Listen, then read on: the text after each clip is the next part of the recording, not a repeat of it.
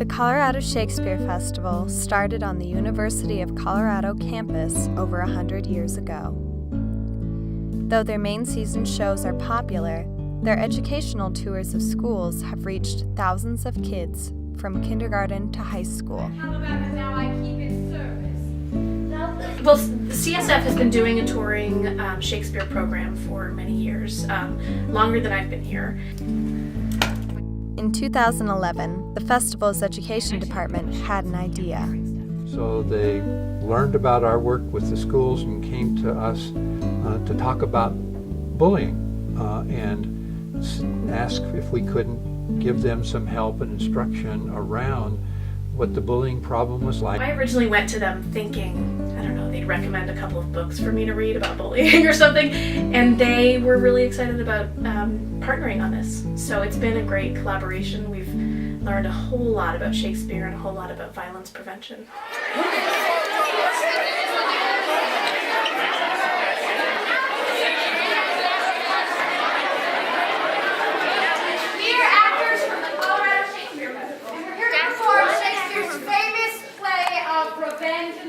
Of love and loss, of spirits and magic, the Tempest.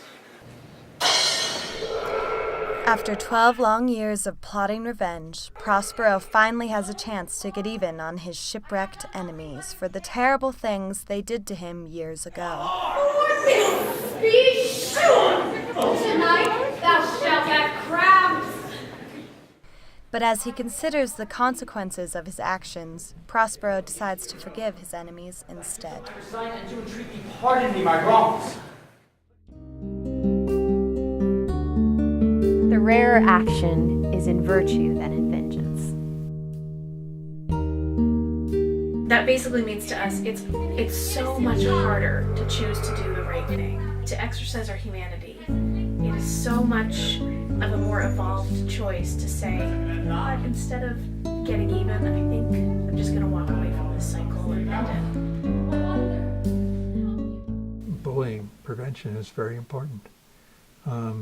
We know that both for the kids who are doing the bullying, if we aren't successful in intervening with these kids, we know that they're at very much increased risk for being caught up in serious forms of violence. Typically not thought of results of preventing bullying is for the bully.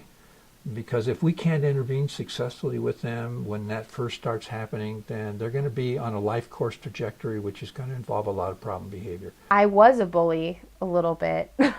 I had one instance where me and my friend were writing something bad about some girl's hair. I don't know. And then she got it, of course.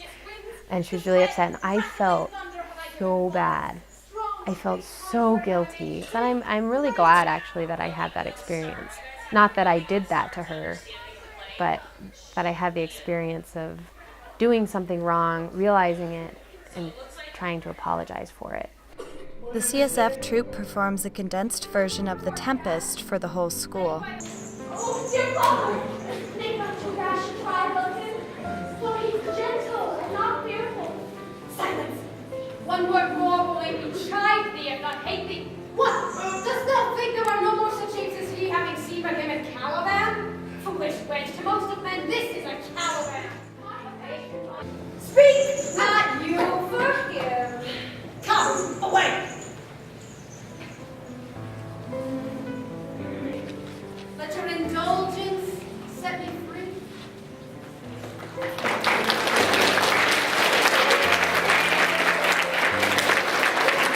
By a show of hands, and only raise your hand if the answer is yes.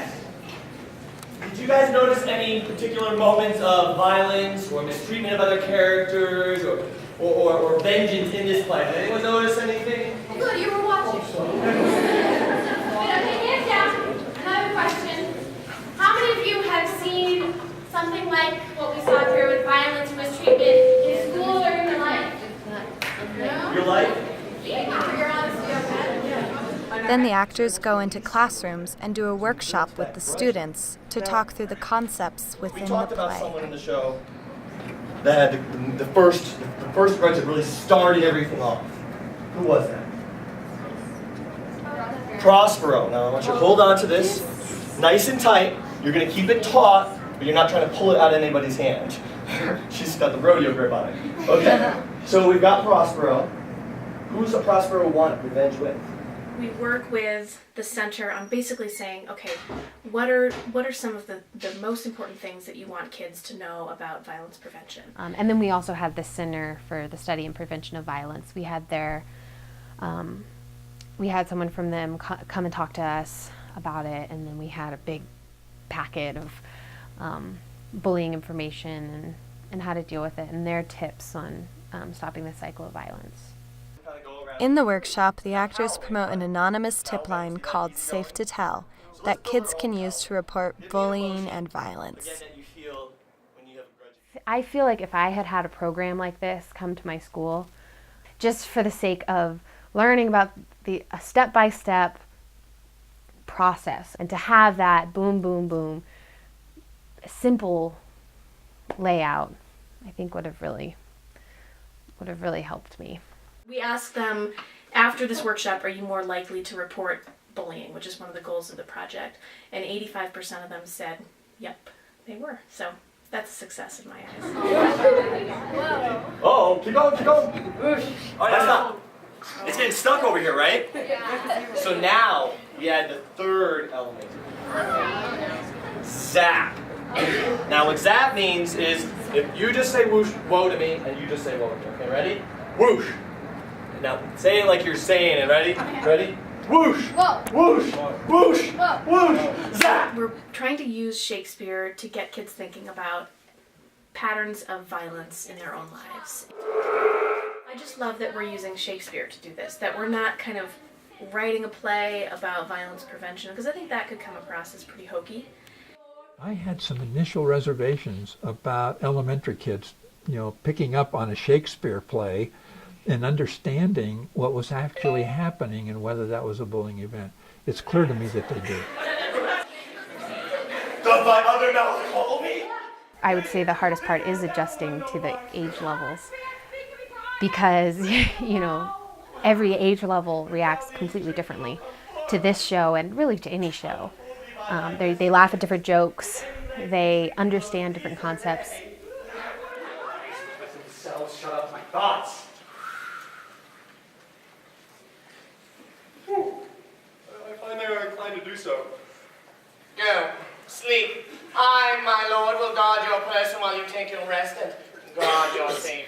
And it's a fine balance. I think that it's easy to do good theater or to have a good curriculum, but it's hard to get both of those things right. And so it's a constant challenge that we'll continue to face as we develop more pieces like this.